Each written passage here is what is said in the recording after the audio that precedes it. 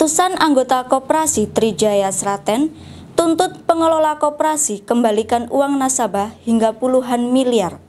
Aksi ini dilakukan mengingat kondisi KUD Trijaya Sraten semakin hari masuk ke dalam ambang kebangkrutan.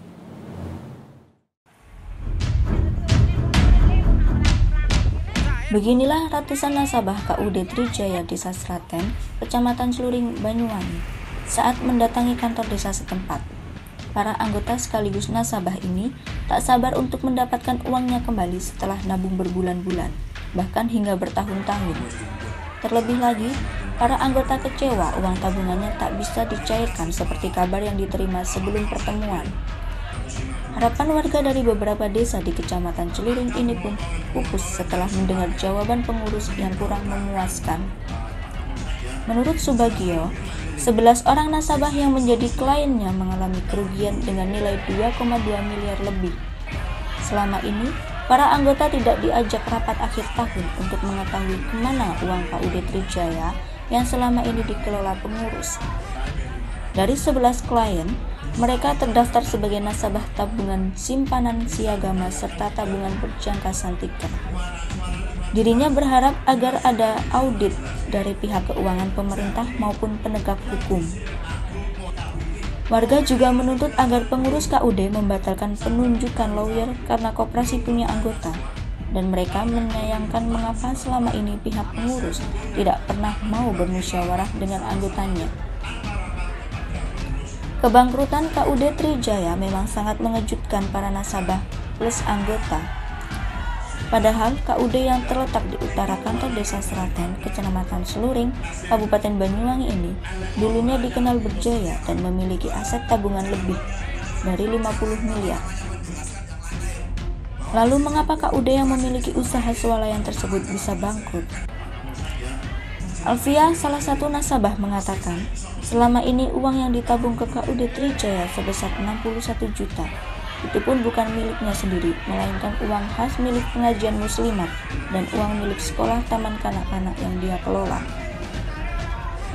Tak mau disalahkan oleh anggotanya, ia pun sampai rela menggantikan uang sebesar 61 juta tersebut dari kantong pribadinya. Tidak tahu, KUD bangkrut itu bisa cair akhirnya. KUD bangkrut bisa cair sampai hari ini. Saya beberapa kali 2 hari anak dijadiin, besok Bu asetnya laku, kapan pembayarannya belum, kapan Bu besok, itu aja. Bahkan saya tanya sama Pak Ketua KUD-nya itu, Pak Wijianto itu, Pak ini kapan tuh Pak panjenengan berani menjanjikan akhir April sama saya, itu apa yang dijalankan? Oh KUD Silir itu yang disampaikan tadi, oh ya, tapi sampai saat ini mana? Kosong hasilnya. Berdasarkan pengakuan bendahara KUD Trijaya, Bronto Hadi, kolap itu dipicu isu koperasi yang dia kelola bersama pengurus lain mengalami kebangkrutan. Kabar yang cepat meluas ini mengakibatkan penarikan uang tabungan secara besar-besaran.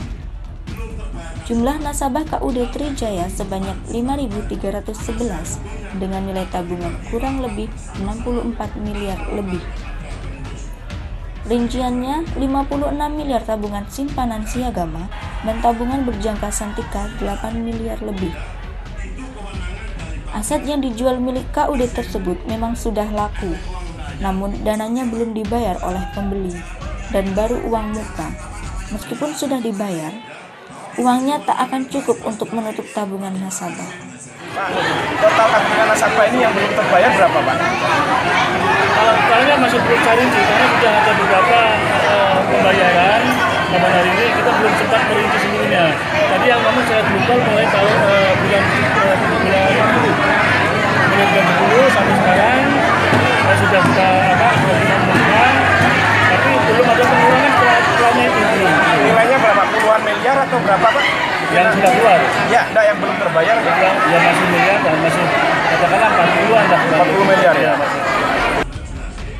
Sejak kasus ini ramai, pengurus KUD Trijaya banyak mendapat somasi oleh beberapa pengacara.